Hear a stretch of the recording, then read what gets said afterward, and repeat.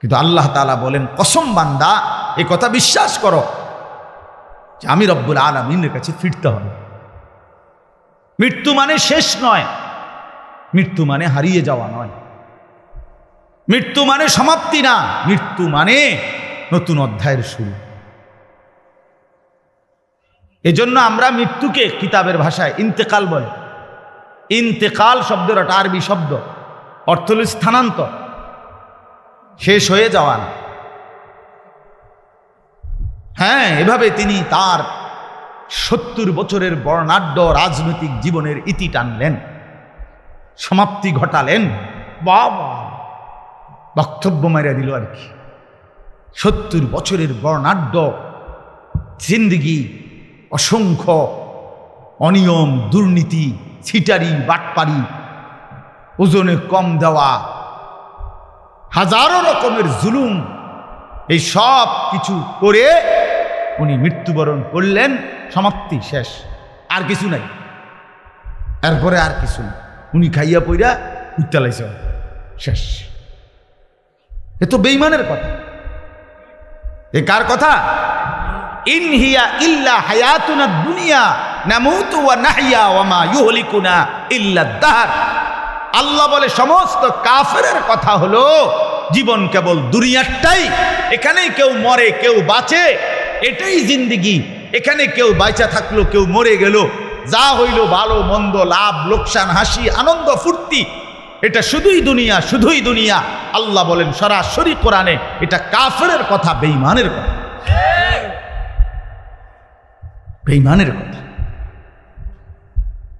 এজন্য ছেলেরা আমার, তোমরা যারা বুঝে ফেলছো জীবন মানে নারী, ছবি, নাচ, গান, উলঙ্গ দৃশ্য, মোবাইল, সিনেমা, নাটক, মদ, জুয়া, ফেন্সিডিল, বাবা, ইয়াবা, বন্ধুদের আড্ডা, তো তুমি বেঈমানের বুঝ বুঝছো, ইমানদারের বুঝ বুঝো নাই। তুমি মুসলমানের ঘরে জন্ম নিয়ে তুমি প্রকৃত বুঝ পাও নাই। তুমি বঞ্চিত, তুমি মাহরুম, তুমি দুর্ভাগা, তুমি বদনসিব, তুমি মন্দ কপাল। কুল্লু মাউলুদিন ইউলাদু আলাল ফিতরা। প্রত্যেকটি মানব সন্তান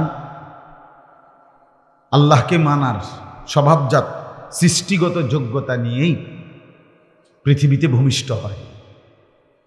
অর্থাৎ মানুষ মাত্রই আল্লাহকে মানার, আল্লাহর হুকুম মানার পূর্ণ যোগ্যতা দিয়েই আল্লাহ তাকে দুনিয়ায় পাঠায়।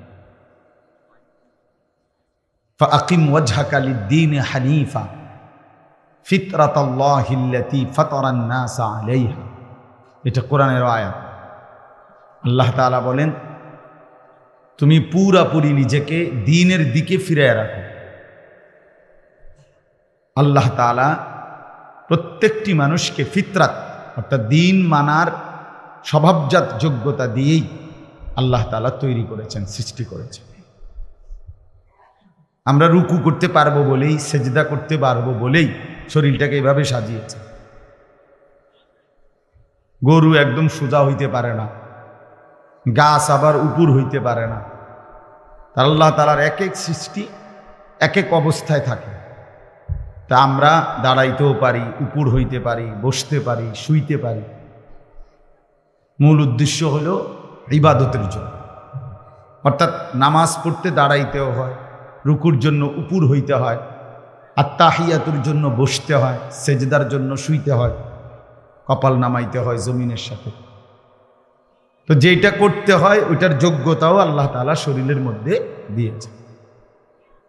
এমন একটা বিধানও না ইসলামী শরীয়তের, যার টাকা নাই তাকে যাকাত দিতে বলে না, যার টাকা নাই তাকে হজ করতে বলে না। তাইলে অযৌক্তিক, অবাস্তব একটা বিষয়, এমন একটা বিষয় ইসলাম চাপায় দেয়, কারণ যেটা পারবে বান্দা আল্লাহ তাআলা সেই যোগ্যতা দিয়েছেন তার মধ্যে।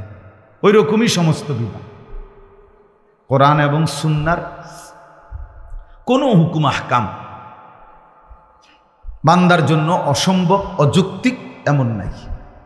এটা যদি কেউ মনে করে বলে, সে বেঈমান, সে কাফের।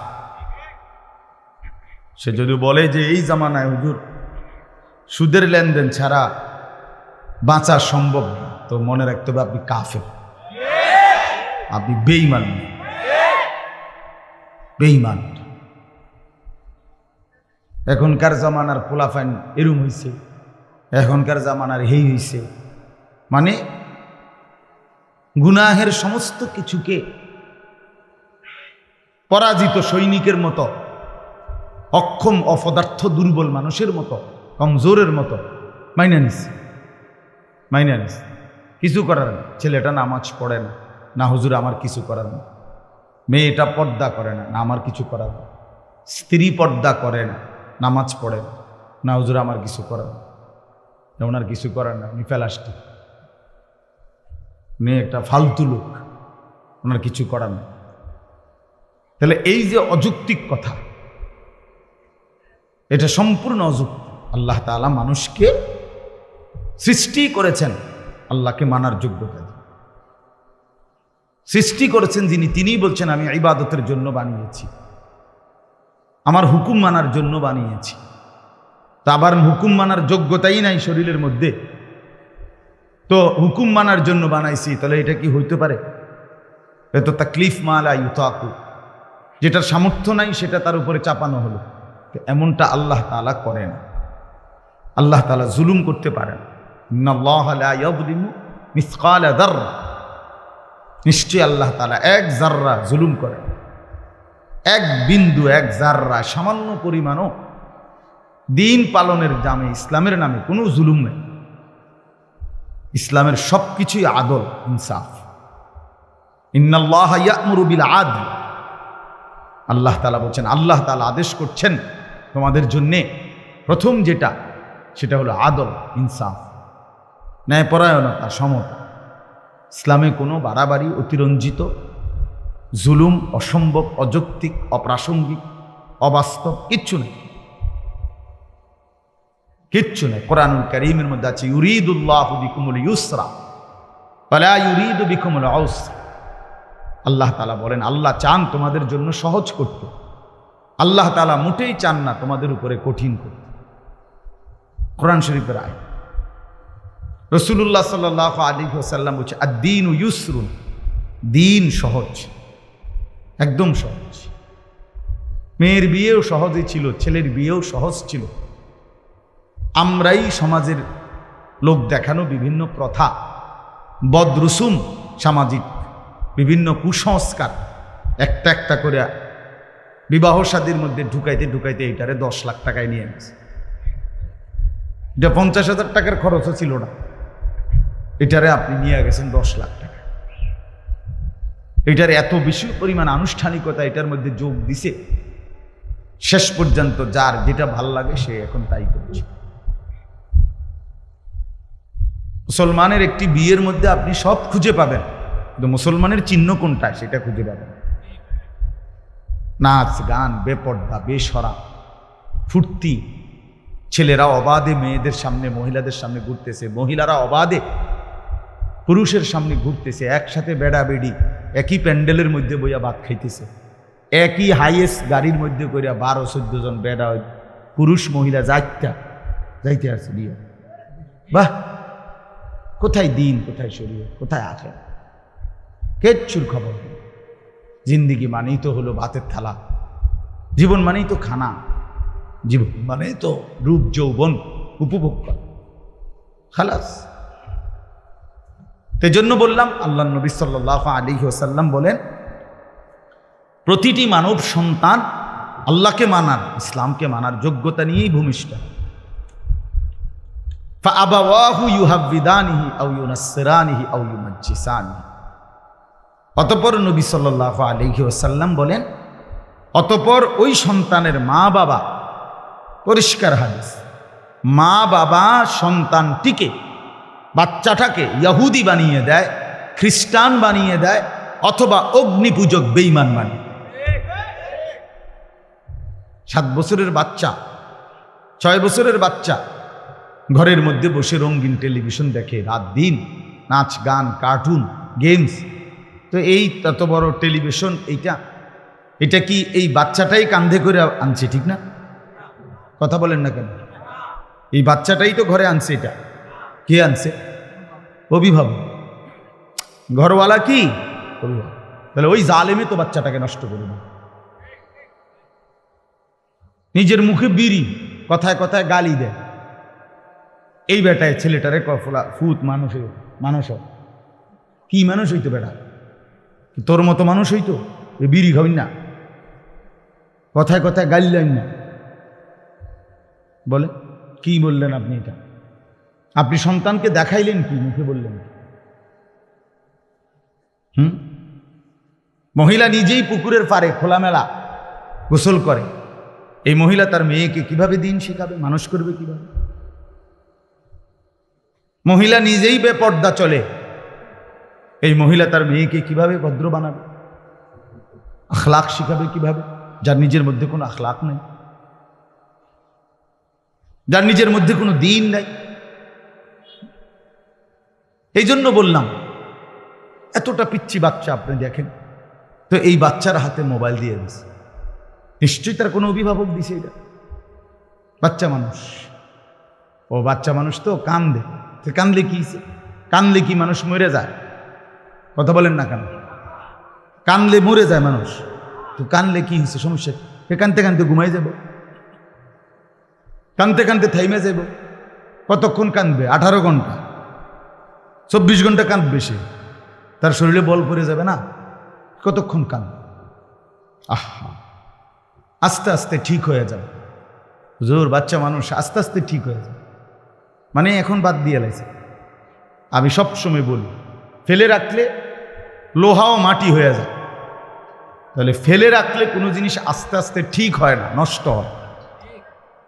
কোনো জিনিস ফেলে রাখলে ঝংকার ধরে, কোনো জিনিস ফেলে রাখলে নষ্ট হয়ে যায়। বাচ্চাটাকে ছেড়ে দিলে, ফেলে রাখলে নিজে নিজে আস্তে আস্তে ঠিক হয়ে যাবে। আস্তে আস্তে ঠিক হবে না, আস্তে আস্তে অসভ্য বেয়াদব হবে, আস্তে আস্তে চরিত্রহীন হবে। 12 বছরের বাচ্চা, 13 বছরের বাচ্চা, সামান্য লজ্জা শরমও নাই। কার সামনে খাইতে কথা বলতেছে, কার সামনে মোবাইল টিপতেছে, কোথায় দাঁড়াইয়া পেশাব করতেছে, কোন ছোট ছেলে সমবয়সীদের সাথে আড্ডা দিতেছে, কে দেখতেছে কে দেখতেছে না, কিচ্ছুর খবর নেই। এত বড় বেয়াদব হয়ে গেল কেন? মা বাবার গাফলতির কারণে, মা বাবার গাফলতি।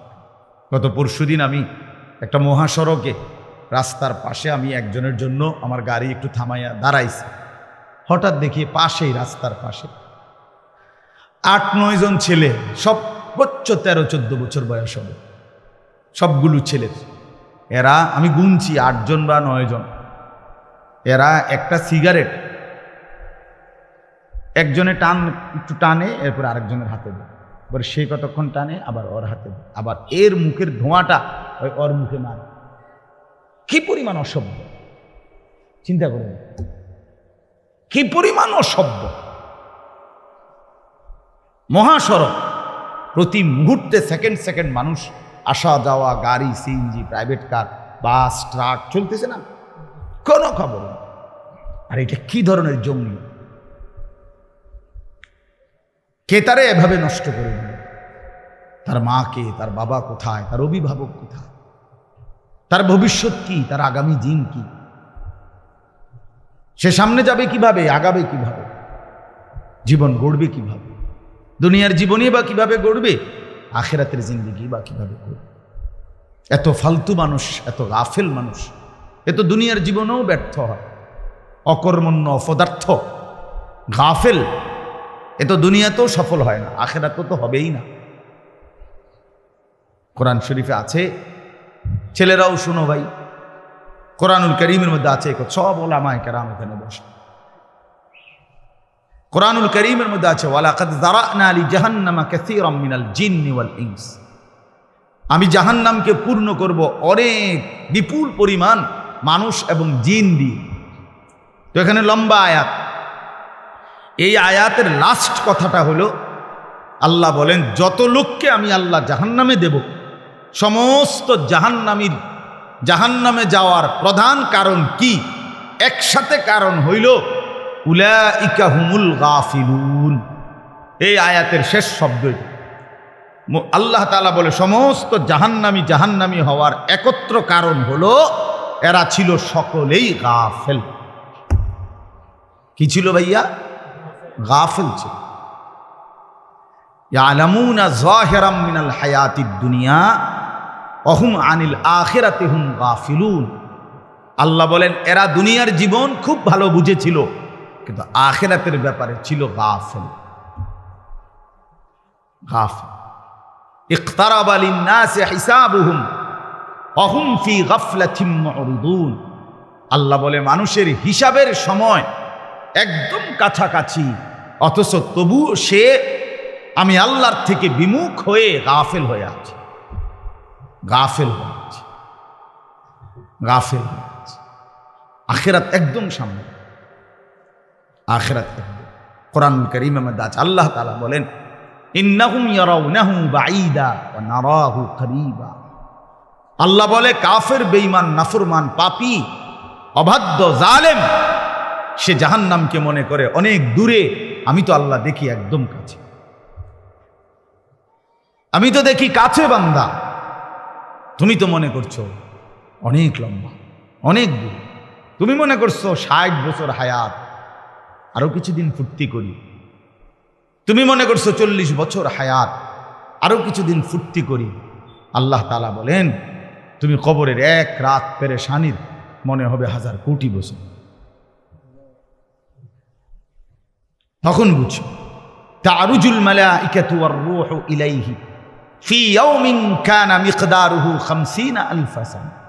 আল্লাহ তাআলা বলে বান্দা হাসরের ময়দানে যখন দাঁড়াবা তখন দেখবা যে হাসরের ময়দানের একদিন 50,000 বছর। 50,000 বছর আমি আর আমার দাদার বয়স মিলাইলেই তো হবে, ঠিক না? কথা বলেন, আমার বংশের কমপক্ষে 18-20 জনের হায়াত একত্র করলে 50,000 হয়ে যাবে। তো তা আমরা এখানে যারা বসছি উপরে নিচে ডানে বামে, আমাকে সবার 14 গোষ্ঠীর হায়াত মিলাইলে হবে নি 50,000? বলেন হুজুর 60 করে গুণ খেরা। একদিন হাসরের ময়দান কতদিন মোট সেটা আল্লাহ জানে।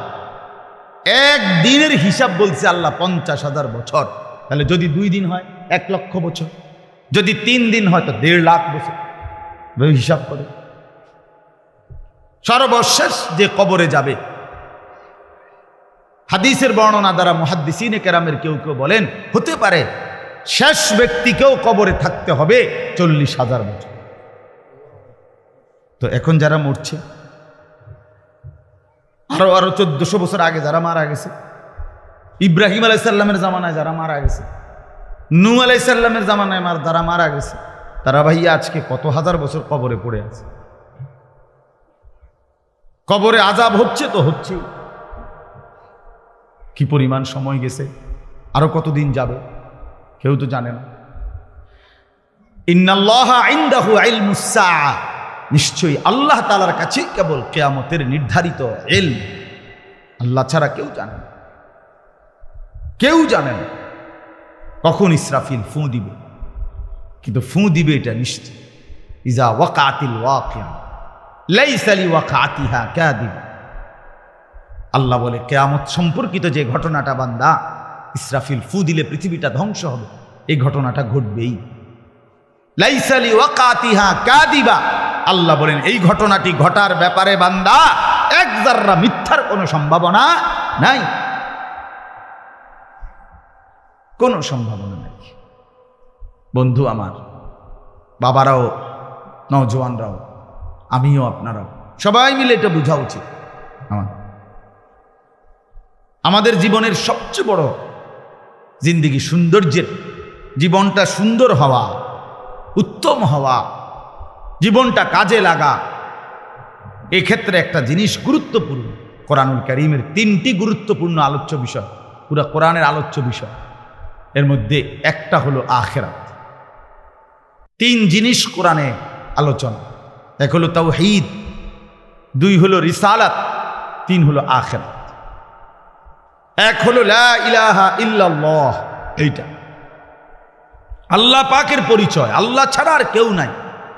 আল্লাহ তাআলার জাত ও সিফাতের বহু রকমের পরিচয় আল্লাহ তাআলা কোরআনুল কারীমের মধ্যে তুলে ধরছে।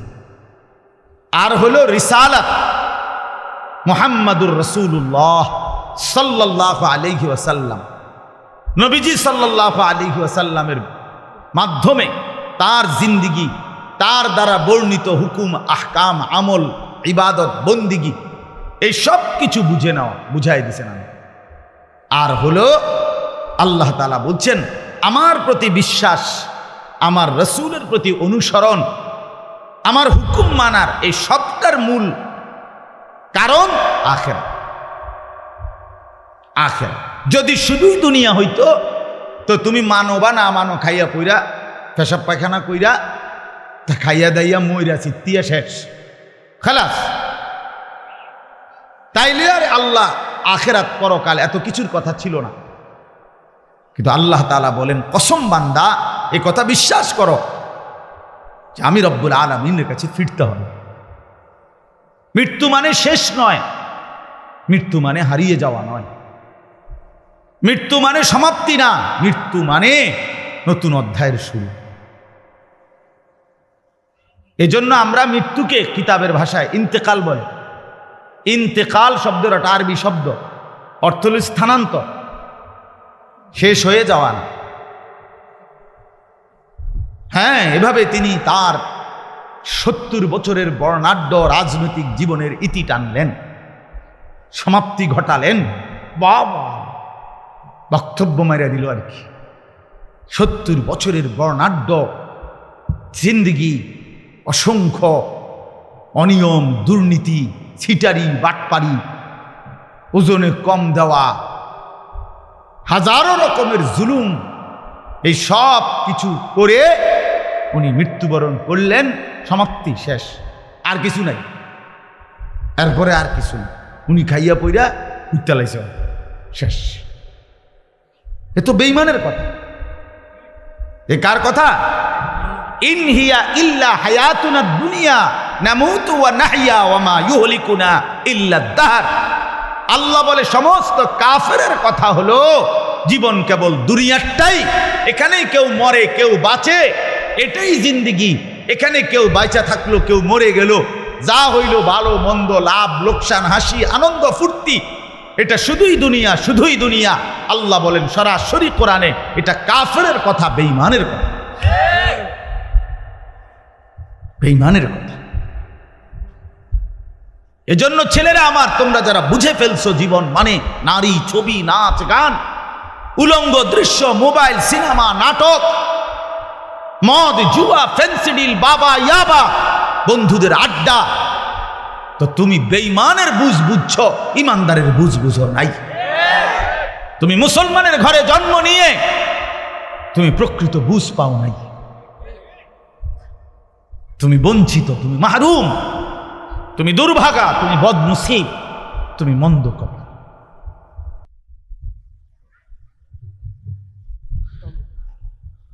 এজন্য ভাই আমার, আজকে বয়স্ক যারা আছেন আপনাদের কাছেও বলি, মিয়া জিন্দিগির হিসাব শুধুমাত্র দুনিয়া দিয়া মিলায় আমি, আখিরাত দিয়া মিলায়।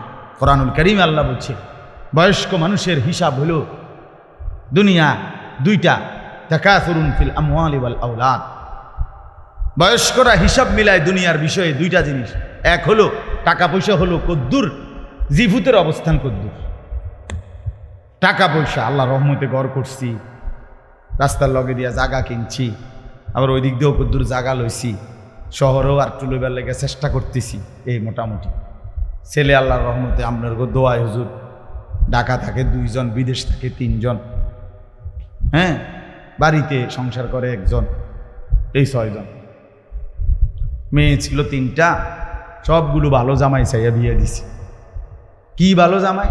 আল্লাহর রহমতে জামাইয়ের নিজস্ব বিল্ডিং, হ্যাঁ, চাকরি আছে, কামাই আছে, ঘরে টেলিভিশন আছে, ফ্যান আছে, মেয়ে নিজে এই টেলিভিশন চায়, খাইয়া পইরা আল্লাহর রহমতে আপনাকে দোয়ায় ভালো আছে, খালাস। আপনি কেমন আছেন স্যার? আল্লাহর রহমতে এই যে হুজুর দেখেন, সুযোগ মতে বন খাই, বিড়ি খাই, বুট খাই, পেঁয়াজু খাই, ফান খাই, গপ মারি, আল্লাহর রহমতে সুখে আছি দেখেই তো এইভাবে সুখে না থাকলে কি আর এবার বন খাই লুড়ি সুখে থাকে তো বড় ভূতে কিলাইছে। এই জন্যই তো উনি চা দোকানে বসে বসে কি দেখে, টেলিভিশন দেখে আক কইরা কইরা, আর 60 বছরেও বিড়ি খায়, সিগারেট খায়। কেন? উনি বুঝছে ভালো মন্দ, লাভ লোকসান, পাওয়া না পাওয়া, প্রাপ্তি অপ্রাপ্তি, এ তো দুনিয়া, শুধু দুনিয়া। আখিরাত কি আবার? পরকাল কি? আল্লাহ আমাদেরকে মাফ করে দেন। ভাইয়া আমার বুঝতে শিখেন, বাবা আমার বুঝতে শিখেন। কোরআনুল কারীমের মধ্যে আল্লাহ তাআলা প্রথম সূরা বাকারার মধ্যে মুমিনের সিফাত বলছে, ওয়াবিল আখিরাতি হুম ইউকিনুন। মুমিনের একটি গুরুত্বপূর্ণ বৈশিষ্ট্য হলো সে আখিরাতের ব্যাপারে ইয়াকিন রাখে। শুধু ভাষা ভাষা না, শুনছি হুজুররা কয় তো আখিরাত বলে হইব বলে, এরকম একটা কথা শুনছি কয়েকবার।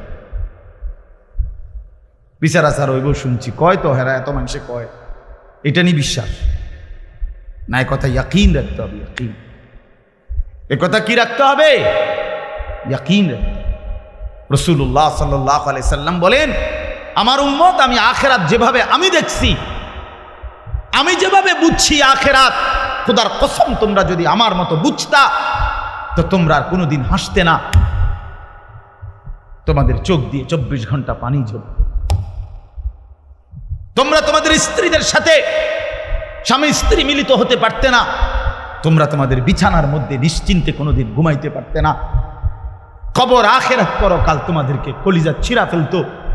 তোমাদের হাসি, আনন্দ, দুনিয়ার স্বাভাবিক জিন্দেগি সব বন্ধ করে দিত, স্তব্ধ করে দিত। আমি মুহাম্মদ যেভাবে জানি, আমি যা দেখছি। লাউ তা'লামুনা মা আ'লামু লা দাহিকতুম কালিলা ওয়া লা বাকাইতুম কাসীরা ওয়া মা তালাজ্জাজতুম বিন নিসা।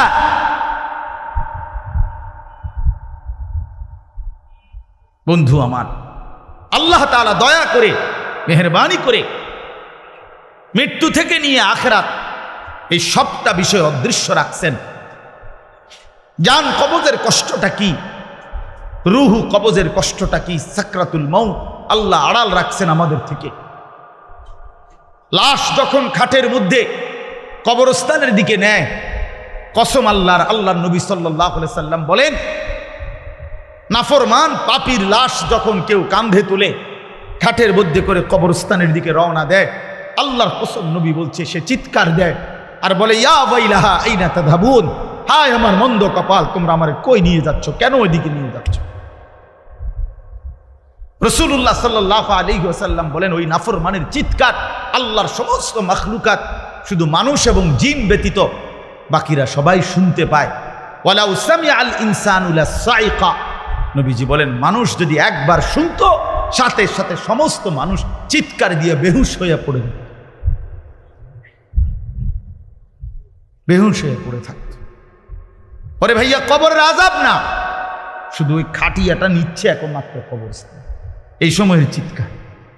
আমরা কিতাবে পড়ছি, যদি একবার জীবনে কোনো মহল্লার কোনো মানুষ কোনো নাফরমানের লাশের চিৎকার একবার শুনতো, খোদার কসম, আল্লাহর কসম, তো মানুষ আর কারো জানাজা দিত না, কাউরে আর দাফন করতো না, কারো লাশ আর কাঁধে নিত না যদি চিৎকার মারে। কথা বোঝেন না? তো মানুষের লাশ পড়ে থাকতো, পচে গলে যেত। আল্লাহ তাআলা দয়া করছেন আমাদের উপর, দয়া করেছেন আল্লাহ তাআলা, দয়া করেছেন আমাদেরকে। এজন্য আপনাদের কাছে বলি, আমি সহ আপনারা সবাই আমরা একথা ভাবতে শিখি যে আখিরাত নিশ্চিত। ছেলেরা আমার, ভাইয়া, কেন এই রং তামাশার এই জিন্দেগি? এক ওয়াক্ত নামাজ পড়তে চাও না, চুল থেকে নিয়ে পায়ের নখ পর্যন্ত রাসূলুল্লাহ সাল্লাল্লাহু আলাইহি ওয়াসাল্লামের কোনো নমুনা নাই, সাহাবায়ে কেরামের কোনো নমুনা নাই, কোরআনুল কারীমের একটি শব্দের সাথে তোমার কোনো সম্পর্ক নাই, নবী সাল্লাল্লাহু আলাইহি ওয়াসাল্লামের 23 বছরের জিন্দেগির সাথে তোমার কোনো সম্পর্ক নাই। এ কেমন জিন্দেগি ভাইয়া? এ কেমন জিন্দেগি? মসজিদে এশার নামাজ চলতেছে, ওরা স্বেচ্ছাসেবকের কার্ড গায়ে দিয়া সবাই দাঁড়ায় আছে এখানে, তো তো তোমগো নামাজ কোন দিন? তোমরা যুবক বৃন্দ যে আয়োজন করলা ভাইয়া, তো তোমাদের নামাজ কোন দিন হবে? একটি সেজদার সামনে আমার মতো 100 মৌলবী, 1 কোটি মৌলবীর কি অর্থ আছে? আমি আসলেই কি আর না আসলেই কি? কিন্তু এক সেজদা, আল্লাহ নবী সাল্লাল্লাহু আলাইহি সাল্লাম বলেন, লা সাজদাতুন ওয়াহিদাতুন খায়রুম মিনাদ দুনিয়া ওয়া মা ফিহা। একটি সেজদা, নবীজি বলেছেন, একটি সেজদা উম্মত দুনিয়া এবং দুনিয়ার মধ্যে যা আছে সবকিছুর চাইতে উৎকৃষ্ট। খায়ের। সেই সেজদাটা যার ছুটে গেছে সে কি পরিমাণ বদনসিব। আল্লাহ নবী সাল্লাল্লাহু আলাইহি ওয়াসাল্লাম বলেন, আকরাবু মা ইয়াকুনুল আবদু মির রাব্বিহি ওয়া হুয়া সাজিদ। নবীজি বলেন, বান্দা আল্লাহ তাআলার সবচেয়ে ঘনিষ্ঠ হয়, আল্লাহর কাছে যায় বান্দা সবচেয়ে বেশি যখন সে সেজদা করে। কি করে ভাইয়া বলেন না? সেজদা করে। সেজদা, সেজদা করলে বান্দা আল্লাহর সবচেয়ে প্রিয় হয়। আর আরবিতে একটা নিয়ম আছে, আপনার কোনো জিনিসের পক্ষ দেখে উল্টাটা বোঝা যায়, উল্টাটা দেখে বাওটা বোঝা যায়। তো আরাফুল আশিয়া বিল আবদাদ, তো এটার উল্টা যেটা, তো এটাও তো বুঝাই যায় যে আল্লাহ তাআলার সবচেয়ে ঘনিষ্ঠ হয় সেজদার দ্বারা, তো আল্লাহ তাআলার সবচেয়ে দূরে হয় সেজদা না করার দ্বারা। বান্দা আল্লাহ তাআলার কাছে সবচেয়ে ঘৃণিত হয় যখন সে সেজদা করে। এই জন্য একটি সেজদা, একটি মাত্র সেজদা যার দ্বারা 1 রাকাত হয় না, 1 রাকাত নামাজ হওয়ার জন্য 2টা সেজদা লাগে। একটি সেজদা না করার কারণে কিতাবের কোনো বর্ণনা আছে, ইমাম কুরতুবী বলছেন 80,000 বছর ইবলিস আল্লাহর বন্দেগী করছে।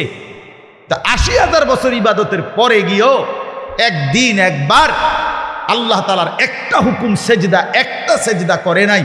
তো আল্লাহ তাআলা অনন্তকালের জন্য তাকে মরদুদ, মালউন, শয়তান, ইবলিস, তারে রাজিম, অভিশপ্ত বানায় দিছে, অভিশপ্ত বানায় দিছে। আরে অপদার্থ সন্তান, এই নওজোয়ান, তুই কতগুলো সেজদা দেস নাই নাফরমান, তুই কত বড় শয়তান, কত বড় শয়তান বেটা, তুই ছোটখাটো শয়তান বেটা, তো ওই শয়তানের থেকে বড় শয়তান বেটা। ওই শয়তান তো একটা সেজদা করে না।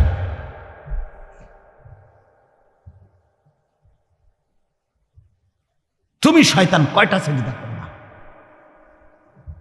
কতদিন হয় ফজরের নামাজ পড়ো না? কতদিন হয়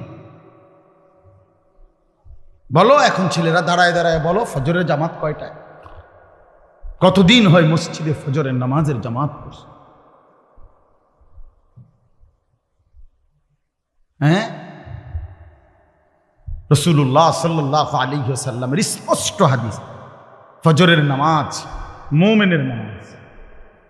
ফজর যে পড়ে না, নবীজির স্পষ্ট সিদ্ধান্ত, সেটা মুনাফিক, পাক্কা মুনাফিক যে ফজর পড়ে। রাসূল বলছে যে ফজর পড়েন এটা খবিস, খবিসান নফস, খবিস। নবীজি বলছে যে ফজর পড়ে না এটা কাসলান, অলস, অপদার্থ। নবীজি বলছে যে ফজর পড়ে না তার 2 কানে শয়তান মুত্তা দেয়।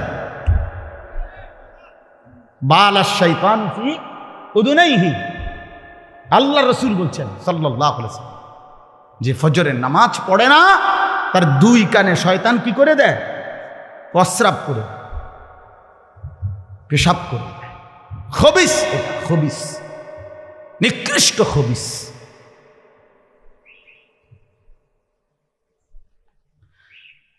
মান কাসুরা সালাতুহু হাসুনা ওয়াজহুহু, নবীজি বলে যে নামাজ বেশি পড়ে আল্লাহ তাআলা তার চেহারা সৌন্দর্যময় করে। যার নামাজ যত বাড়বে তার চেহারার নূরানিয়াত, সৌন্দর্য তত বাড়বে। হোক না সে কালো, হোক না সে নিগ্রু, কিন্তু তার চেহারা মায়াময়। বেলাল তো ছিল কালো, আল্লাহ তাআলার কাছে দাম। আবু লাহাব তো ছিল শুধু সুন্দর না, সুন্দরের আব্বা, সুন্দরের আব্বা। আবু লাহাব শব্দের অর্থ হইল সুন্দরের বাপ। আবু লাহাব একবারে টকটকিয়া সুন্দর ছিল, বেশি সুন্দর আছিল আবু লাহাব। আবু লাহাবের নাম আবু লাহাব না, আব্দুল উজ্জা, ওইটা ছিল তার মূল নাম। আর আবু লাহাব তার উপাধি, মানে এত বেশি সুন্দর ছিল, টকটকে সুন্দর। অথচ সে আল্লাহ তাআলার কাছে কি পরিমাণ ঘৃণিত! কি ভাই, বেলাল কি পরিমাণ প্রিয়, কি পরিমাণ প্রিয়! কোরআন শরীফে আছে সূরা নিসার মধ্যে 69 নম্বর আয়াত, এক হাবশি সাহাবী, এই কালো নিগ্রু সাহাবী, আফ্রিকান হাবশি সাহাবী, একদিন নবীজিকে, এক সাহাবী আল্লাহ নবী সাল্লাল্লাহু আলাইহি সাল্লামকে একদিন বলছি, ইয়া রাসূলুল্লাহ, আমার একটা প্রশ্ন ছিল, কথা ছিল। আল্লাহ নবী সাল্লাল্লাহু আলাইহি সাল্লাম বলেন, বলো। বলছে, ইয়া রাসূলুল্লাহ, আপনি অনেক সুন্দর, আমি একদম কালো, আপনার সৌন্দর্যের সাথে আমার চেহারা সুরতের কোনো তুলনাই নাই। আপনি অনেক গুণের অধিকারী, আমার কোনো গুণে নাই, আপনার সাথে আমার কোনো তুলনাই নাই। কিন্তু আমার একটা সান্ত্বনা তো আছে দুনিয়াতে, যে আমি যখনই আমার মনটা চায়, আমি শত কালো হই, শত দুর্বল হই, সামান্য মানুষ হই, তা আমি আপনারে দৌড়াই আইসা দেখি, আর আপনারে দেখলে আমার দিল শান্ত হয়ে যায়। এখন আমার প্রশ্ন হইল, হাসরের ময়দানে তো আপনি আল্লাহ তাআলার উচ্চ জান্নাত, সর্বোচ্চ জান্নাতে চলে যাবেন, কারণ আপনি তো সর্বশ্রেষ্ঠ। আপনারে তো আল্লাহ জান্নাত দিবে, সর্বোচ্চ জান্নাত। আর আমারে দিবে কিনা তার কোনো নিশ্চয়তা নাই। যদি দেয়ও তো দিব, যে কোনো একটা জান্নাতেই তো দিব, আমারে দিল। দয়া করে যদি আল্লাহ দেয়, তখন সেইটা তো আর আপনি যেখানে থাকবেন ওইখানে না। তাহলে এখন আমার প্রশ্ন হলো, ইয়া রাসূলুল্লাহ, এখন তো আমি শত দুর্বল হওয়ার পরেও কোনো দিক থেকে আপনার সাথে আমার তুলনা নাই, তারপরেও আমি দৌড়াইয়া আইসা আপনারে দেখতে পাই। এখন জান্নাতে যাওয়ার পরে আপনি থাকবেন কত উঁচা জান্নাতে, সেখানে তো আমি আপনাকে দেখব না, আমি থাকবো আমার জান্নাতে। ইয়া রাসূলুল্লাহ, আল্লাহর কসম নবী, এই জান্নাতে গিয়েও যদি আমি আপনাকে না দেখি, তো ওই জান্নাতে থাকাটাও তো আমার জন্য কষ্টকর হয়ে যাবে। আমি কি তাইলে আপনাকে দেখব না তখন? তখন আল্লাহ তাআলা কোরআনুল কারীমের আয়াত নাজিল করে আল্লাহ তাআলা বলেন, বন্ধু ওরে বলেন, ব্যবস্থা আছে, আপনার সাথেই থাকবে। ওয়ামান ইউতি'আল্লাহা ওয়ার রাসূল ফাউলাইকা মা'আল্লাযীনা আন'আমা আল্লাহু আলাইহিম মিনান নাবিয়্যিনা ওয়াস-সিদ্দীকিন ওয়াশ-শুহাদা'i ওয়াস-সালিহিন ওয়া হাসুনা উলাইকা রফিকা। রব্বুল আলামিন বলেন, বন্ধু আপনি বলে দেন যে বা যারা আল্লাহর আনুগত্য করবে, আপনি রাসূলের অনুসরণ করবে, আমি আল্লাহ ওয়াদা দিলাম ওই ব্যক্তি বা গ্রুপকে, ওই সম্প্রদায়কে, ওই মানুষগুলোকে সরাসরি আপনারা সমস্ত নবীদের সাথেই থাকতে দেব। ফাউলাইকা মা'আল্লাযীনা আন'আমা আল্লাহু আলাইহিম মিনান নাবিয়্যিন, সমস্ত নবীদের সাথে থাকতে দেব। 2 নম্বরে নবীদের পরে যারা শ্রেষ্ঠ উম্মত, তারা হলো সিদ্দিক, তাদের সাথে থাকতে দেব। 3 নম্বরে এরপরে সর্বশ্রেষ্ঠ যারা শহীদগণ, তাদের সাথে থাকতে দেব। 4 নম্বরে যারা আমার সালেহীন, আমার সমস্ত হুকুম মাননেওয়ালা নেক বান্দা, তাদের সাথেই থাকতে দেব। ওয়া হাসুনা উলাইকা রফিকা, আল্লাহ বলেন তখনই দেখবে সে কি উত্তম, কি চমৎকার বন্ধু পেল। প্রিয় ভাই আমার, বাবা আমার, পর্দার আড়ালের মা বোন আমার, এটা বোঝা উচিত। আজকে নওজোয়ান তোমরা বুঝতেছ না, কোনোটাই বুঝতেছ। কি এক নেশার, কি এক মোহ, কিসের উপরে জিন্দেগি শেষ করে দিচ্ছ। না মায়ের সাথে কোনো বাঁধন আছে, না বাবার সাথে কোনো বন্ধন আছে, না ওলামায়ে কেরামের সাথে কোনো বাঁধন আছে, না ইমাম সাহেবের সাথে কোনো সম্পর্ক আছে, না আল্লাহর সাথে, না রাসূলের সাথে, না কোরআনের সাথে, না ইসলামের সাথে। কিরে ভাইয়া, মুসলমানের ঘরে জন্ম নিয়া এক মুসলমান পবিত্র মায়ের 2টা বছর দুধ খাইয়া মুসলমানের অঞ্চলে মহল্লায় থাইকে এভাবে আল্লাহরে ভুলে গেলা কেন? আর এটা কি? তুমি কি আফ্রিকার জঙ্গলে থাকো যে নামাজ চেনো না? তুমি কি হিমালয় পর্বতের চূড়ায় বড় হইছিলা যে তুমি এক ওয়াক্ত নামাজ দেখো নাই?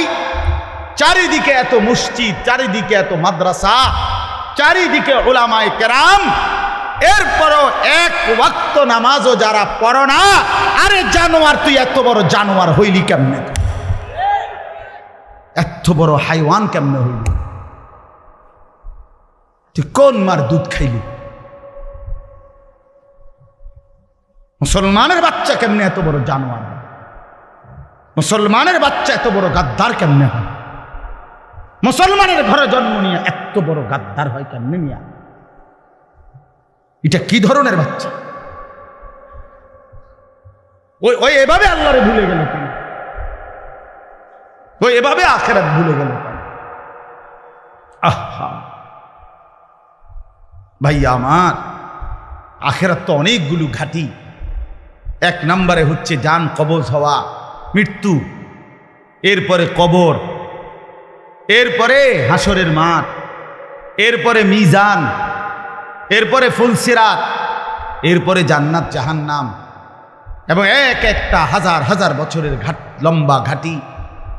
বন্ধু আমার, শুধুমাত্র কসম আল্লাহর, কোন ব্যক্তি যদি বেঈমান, কাফের, মুশরিক, নাফরমান, পাপী জিন্দেগি নিয়া মৃত্যু পর্যন্ত পৌঁছে, খোদার কসম শুধু মৃত্যুর যন্ত্রণা, শুধু জান কবজের যন্ত্রণা, আল্লাহর কসম এটুকুই সহ্য করার ক্ষমতা তার থাকবে না। এই জান কবজের যন্ত্রণার সামনে তার 60 বছরের দুনিয়া যা ভোগ করছিল, মজা করছিল, 1 সেকেন্ডে ভুলে যাবে। ইমানদার, আমি শুধু এই কথাটাই এখন শুনাইতে চাই। এই তর্জমাটা বললে আমার কথা শেষ। এটাই আমার বক্তব্য। ভাইয়া, কবরে লম্বা সময় থাইকা কি কষ্ট পাইবা? বেনামাজি সন্তান, হারাম উপার্জনকারী বাবারা, বেপর্দা মা বোন, সেটা তো লম্বা বিষয়। হাসরের মাঠ কি পরিমাণ লম্বা, মিজানের পাল্লার সময়টা কি পরিমাণ কঠিন হবে, আমল নামাটা যখন বাম হাতে দেয়া হবে তখন কি পরিমাণ চিৎকার করবে। ফুলসিরাত পার হতে 30,000 বছরের রাস্তা, এই অন্ধকারাচ্ছন্ন রাস্তা কিভাবে পার হবে সে তো পরে লম্বা বিষয়। শুধু জান কবজের সময় মৃত্যুর, যেটাকে বলে রুহু কবজ হওয়া, মৃত্যুবরণ করা, এই কষ্টটাও তো সহ্য হইবে না। এই কষ্টটা তো সহ্য হবে। কোরআনুল কারীমের মধ্যে 4 জায়গায় আল্লাহ তাআলা মোট মৃত্যুর যন্ত্রণার কথা বলছেন। 1 নম্বর, ওয়াজাআত সাকরাতুল মাউতি বিল হক যালিকা মা কুনতা মিনহু তাহিদ। রব্বুল আলামিন বলেন, বান্দা শুনে নাও, সত্য সত্যই মৃত্যুর যন্ত্রণা আসবে। সাকরাতুল মাউত বলে এটাকে। মৃত্যুর যন্ত্রণা মানে এই জান কবজের সময়, রুহু কবজের সময়ের যন্ত্রণা, মৃত্যুর সময়ের যন্ত্রণা। কোরআনুল কারীমের মধ্যে আল্লাহ বলেন, ওয়ালাউ তারা ইযিয যালিমুনা ফি গামারাতিল মাউত। আল্লাহ বলেন, শোনো বান্দা, আল্লাহর নবীকে বলেন, বন্ধু আপনি যদি একটা নজর দেখতেন জালেমের মৃত্যু যন্ত্রণা কতটা ভয়ানক হবে। ইযিয যালিমুনা ফি গামারাতিল মাউত ওয়াল মালাইকাতু বাসিতু আইদিহিম। ফেরেশতারা ওই নাফরমান পাপীকে ডাক দিয়ে বলবে, হাত বাড়িয়ে বলবে ফেরেশতারা, আখরিজু আনফুসাকুম, হে অসৎ আত্মার রূহ, এই নাফরমানের শরীর থেকে বের হও। বের হতে চাইবে না, সারা দেহের মধ্যে নাফরমানের রূহ দৌড়াবে। মালাকুল মউত আজরাইল একটা টান দিয়ে যখন রূহটাকে ছিঁড়ে বের করবে, কলিজা থেকে বের করবে, একটা টানে কণ্ঠনালীর কাছে চলে আসবে। আল্লাহ বলেন, ফালাউলা ইদা বালাগাতিল হুলকুম, কণ্ঠনালীর কাছে যখন রূহটা চলে আসবে, নাফরমান তোর ক্ষমতা থাকলে এবার বাধা দাও না। দাও, বাধা দাও, থামাও করে। এ না তোমার বন্ধু, এ না তোমার বাপ, থামাও এরে, এ তো মরে যাচ্ছে, তারা ধরে রাখো, ধরে রাখো। পারা যাবে তো? কথা বলেন না কেন? আল ইয়াউমা তুজজাউনা আযাবাল হুন, আল্লাহর ফেরেশতারা জান কবজের মুহূর্তে, খোদার কসম আল্লাহ বলছে, জান কবজের সময় বলবে, মনে রাখিস না ফরমান, আজকে তোরে কবরে নিয়া চূড়ান্ত তোরে আযাব শাস্তি ভোগ করাবো। তুই বুঝবি পীড়া কারে কর। মাস্তানি, মাতবড়ি, সুদের টাকা, ঘুষের টাকা, বাটপারি, চিটারি, অহংকার, দম্ভ, আয় আয় না ফরমান, তোরে এখন দেখাবো। আল ইয়াউমা তুজজাউন, আজকে দেখাবো আযাবাল হুন, লাঞ্ছনা কর আযাব। আও কবরের প্রথম ঘন্টা, কবরের প্রথম ঘন্টাতেই তুমি বুঝবা আখিরাত কত কঠিন। রাসূলুল্লাহ সাল্লাল্লাহু আলাইহি ওয়াসাল্লাম বলেন, কবরে যেই নাফরমান প্রশ্নের জবাব দিতে পারবে না, তিনটি প্রশ্নের, তো আল্লাহ তাআলা বলবেন, কাযাবা আবদি, ফেরেশতা আমার এই নাফরমান বান্দা মিথ্যা বলেছে। ফাআফরিশুহু মিনান নার ওয়ালবাসুহু মিনান নার, আমার নাফরমান বান্দার কবরে জাহান্নামের বিছানা বিছায় দাও, পরে জাহান্নামের পোশাক দিয়ে আবৃত করে দাও। ওয়াফতাহু লাহু বাবান ইলান নার, জাহান্নাম বরাবর তার কবর থেকে দরজা খুলে দাও, কবর খুলে দাও।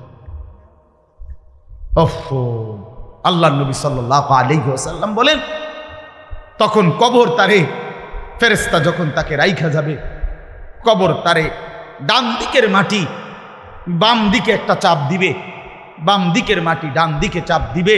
আল্লাহর কসম, নবী বলছে, হাত্তা তাখতালিফা আদলাউহু, ডান পাশের হাড্ডি এবং এই পাঁজরের হাড্ডিগুলো করকর করে ভাঙ্গা বাম দিকে চলে যাবে, বাম দিকের গুলো ডান দিকে চলে যাবে। ভাইয়া আমার, তুমি তোমার উপরে রহম করো। বাপ আমার, আপনাদেরকে বলি, হারামের টাকা উপার্জন কইরা, সুদের টাকা, কিস্তির টাকা, ঘুষের টাকা, ওজনে কম দেওয়া টাকা, হারাম ব্যবসার টাকা, বাটপারি সিটারির টাকা দিয়া বংশ, ফ্যামিলি, স্ত্রী, সন্তানের জন্য রাইখা যাইয়েন না। ওরা আমনে বরবাদ করবে, আপনি নিজেও বরবাদ হইলেন, ওরারও বরবাদ করবেন। শুধু শুধু শুধু শুধু আপনি মূল্য পৃথিবীতে কামাই রোজগারই থাকবে, আর পৃথিবীতে যেত রোজগার থাকবে আপনার ফুতেই কামাই করতে পারবো। আপনি হালাল ভাবে যে দূর পারেন করে দিয়েছে, বাকিটা আপনার ফুতে করবেন। না করলে মরে যাবে, অসুবিধা কি? না খাইয়ে যদি কেউ মরে যায়, কেন মৃত্যুবরণ করা তো বেজ্জুতি, ঠিক না? কথা বলেন না কেন? না না, বলেন বলেন। কেউ মরে যাওয়া এটা কি শরমের কথা নাকি? ভাই বলো, ছেলে বলো। আরে ছি ছি ছি ছি, ওটা মরে গেল, কেমন শরমের কথা এটা? এমন এটার কথা হইলো কোনো? তো তো যে মরলে কিছে, মনে করেন না খাইয়া মরিয়ে গেছে, তো মরলে কিছে? মরণ কি শরমের পেছন? তো বাপ দাদা 14 গোষ্ঠী মরছে, তো আমি মরলে শুরু।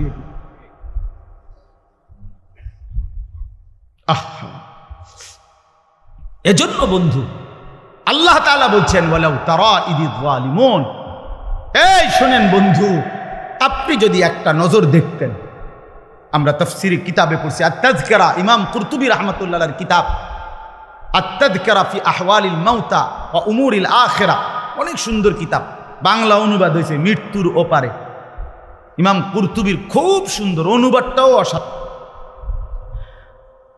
এই বইটা আছে, ইব্রাহিম আলাইহিস সালাম একবার আজরাইলকে বলছিল, মালাকুল মউত আজরাইল, নাফরমানের জান কবজ করবার সময় তুমি যেই চেহারাটা হয় তোমার, ওটা আমার একটু দেখাও।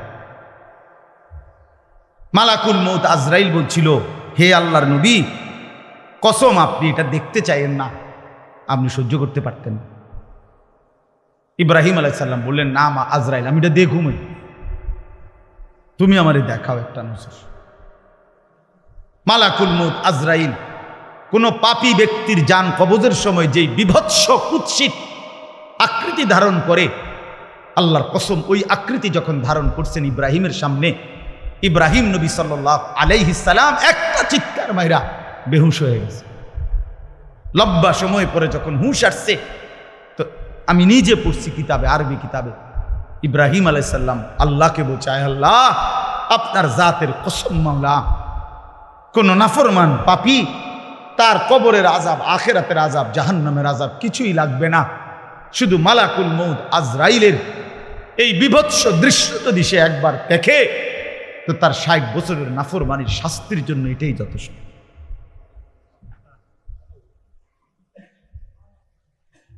হ্যাঁ, আখরিজু আনফুসাকুম, এখানেও আল্লাহ তাআলা এই কথাটা বলছে। ফালাউলা কাল্লা ইদা বালাগাতিত তারাকিয়া, আল্লাহ তাআলা বলেন কখনোই না বান্দা, অর্থাৎ কোনোভাবেই থামাইতে পারবে না। ইদা বালাগাতিত তারাকিয়া, প্রাণ যখন, রূহ যখন কলিজা থেকে ছিঁড়ে ফেরেশতা মালাকুল মউত টান মারবে, যখন কণ্ঠনালীতে পৌঁছে যাবে, তখন আর কোনো নাফরমান, কোনো তওবা, কোনো ইস্তিগফার, কোনো চিৎকার, কোনো ঝাড়, কোনো ফুক, কোনো ডাক্তার, কোনো কবিরাজ, কোনো বৈদ্য, কোনো কিছু দিয়েই আর নিজেকে ফেরাইতে পারবে না। ইদা বালাগাতিত তারাকিয়া, যখন কণ্ঠনালীর মধ্যে ফেরেশতা টান দিয়ে বের করে ফেলবে রূহ, কলিজা থেকে, কলব থেকে রূহকে টেনে ধরবে, যখন কণ্ঠনালীতে চলে আসবে, ওয়াকিলা মান রাক, আশপাশের সকলেই তখন বলবে এই ব্যক্তি যে ছটফট করতেছে তারে এখন কোন কবিরাজ দিয়া ঝাড়াবে। সবাই ডাক্তার, কবিরাজ, বৈদ্য, ওঝা খুঁজবে, দেখো না কার কে পরিচিত আছে, ডাকো, আরে বাঁচাইবার চেষ্টা করো। ওয়ান্না আন্নাহুল ফিরাক, আল্লাহ বলে কিন্তু ওই ব্যক্তি ঠিকই বুঝে ফেলেছে আজকে তাকে নিশ্চিত এই পৃথিবী থেকে বিচ্ছিন্ন হতে হবে। আত্মীয় স্বজন তারা যদিও ডাক্তার কবিরাজের জন্য চিল্লাচিল্লি করছে, কিন্তু লোকটা নিজেই বুঝে ফেলবে আন্নাহুল ফিরাক, তাকে এখন এই দুনিয়ার মায়া থেকে বিচ্ছিন্ন হইতেই হবে। কারণ মালাকুল মউত তো রূহটা ছিঁড়া ফেলছে, কলিজা থেকে টান দিয়া ফেলছে, আর তো ফেরত যাবে না, আর তো ফেরত যাবে না। ইন্নাল্লাহা ইয়াকবালু তাওবাতাল আবদি মা লাম ইউগারগির, নবী সাল্লাল্লাহু আলাইহি ওয়াসাল্লাম বলেন নিশ্চয়ই আল্লাহ তাআলা বান্দার তওবা কবুল করেন যতক্ষণ পর্যন্ত না মৃত্যুর গড়গড়া শুরু হয়, ওর আগ পর্যন্ত। ফেরেশতা টান দিলে মৃত্যুর যখন গড়গড়া শুরু হয় তখন যদি কোনো বান্দা তওবা করে আল্লাহ তাআলা সেই তওবা কবুল করে না। এবার দম টানে, একেবারে সোজা হইয়া গেছে। এই সময় হুজুর আনছে 200 টাকা দিয়া, হুজুর আব্বারে গুদুর বেহেশত বুঝ কইরা দেন, তওবা ফরাইয়া দেন, তওবা। এই সারা জিন্দিগির সিটারি বাটফারির তওবাটা এই 200 টাকা দিয়া আব্বারে মিল কইরা দেন। হ্যাঁ, বেহেশত দিয়ে দিব। বেহেশত হুজুরের আব্বার সম্পত্তি। হ্যাঁ, কথা বলেন না কেন? বেহেশত হুজুরের বাপের সম্পত্তি। এটা তো এটা কি ধরনের তওবা, কিসের তওবা এটা? এই বেটার তো কোনো এহসাসে নাই। আরে বোঝেন নাই আমার কথা? তার তো কোনো অনুভূতিই নাই, হে তো লড়েও না, বুঝেও না, হে তো জানেই না কিসের করছে, কি করতেছে। আল্লাহ তাআলা বলছে ওয়াল্লাযীনা ইযা ফাআলু ফাহিশাতান আও যালামু আনফুসাহুম যাকারুল্লাহ ফাস্তাগফারু লিযুনুবিহিম। আল্লাহ বলছে আমার বান্দা যত বড় নাফরমানি করুক, করতে করতে যদি বড় থেকে বড় জুলুমও করে, কিন্তু তৎক্ষণাৎ যদি আমি আল্লাহকে স্মরণ করে আর আমার কাছে 2 হাত তুলে মাফ চায়, পিছনের গুনাহ যদি ছেড়ে দেয় আর করবে না যদি ওয়াদা দেয়, খোদার কসম কোরআনে আছে, আল্লাহ বলেন বান্দা আমি পুরাপুরি 100% মাগফিরাত দিয়ে দেব, পুরা মাফ। উলাইকা জাযাউহুম মাগফিরাতুম মির রাব্বিহিম। যখন তোমার বুঝ ছিল তখনই তুমি তওবা করছিলা, ঠিক আছে, কিন্তু যখন মৃত্যুর যন্ত্রণা শুরু হয়ে যায় তখন আর তওবা কবুল হয় না। ওয়ালাইসাতিত তাওবাতু লিল্লাযীনা ইয়ামালুনাস সাইয়্যাত হাত্তা ইযা জাআ আহাদাহুমুল মাউতু ক্বালা ইন্নী তুবতুল আন। এই যে কোরআন শরীফের আয়াত, আল্লাহ বলেন ওই ব্যক্তির তওবা তওবা নয়, পুরা জিন্দেগি নাফরমানি করেছিল। অতঃপর যখন মৃত্যুর সময় আসলো, আজরাইল উপস্থিত হলো, এখন বলতেছে আমি আল্লাহ এখন তওবা করলাম। আল্লাহ বলে না বান্দা, এমন তওবা হবে না। তাইলে তওবা করবেন কখন? এখন। কখন বাবা? এখন। এখন আজ দিমাগ আছে যখন, আকল আছে যখন, বুঝ আছে যখন। আল্লাহ আমাদেরকে বুঝার তৌফিক দান করেন। ওয়ালতাফাতিস সাকু বিসাক, আল্লাহ বলেন নাফরমান তখন ভয়ে আর আতঙ্কে মালাকুল মউত তাকে টেনে বের করছে। আজরাইল এসে সামনে দাঁড়ানোর সাথে সাথে নাফরমান এই পরিমাণ ভয় পেয়ে গেছে।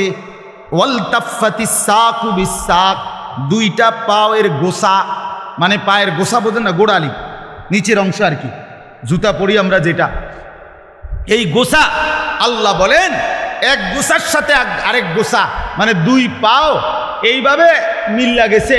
এটা যে একটু নড়াবে, একটু একটার উপর একটা উঠাবে অথবা কদ্দুর সরাবে, ভয়ে আতঙ্কে আল্লাহ বলেন নাফরমান এটাও ভুলে যাও।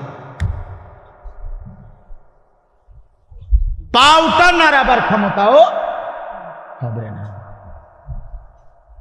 ইলা রাব্বিকা ইয়াউমা ইদিনিল মাসাক, আল্লাহ তাআলা বলেন এই অবস্থাতেই আমি আল্লাহর কাছে ফিরতে হবে,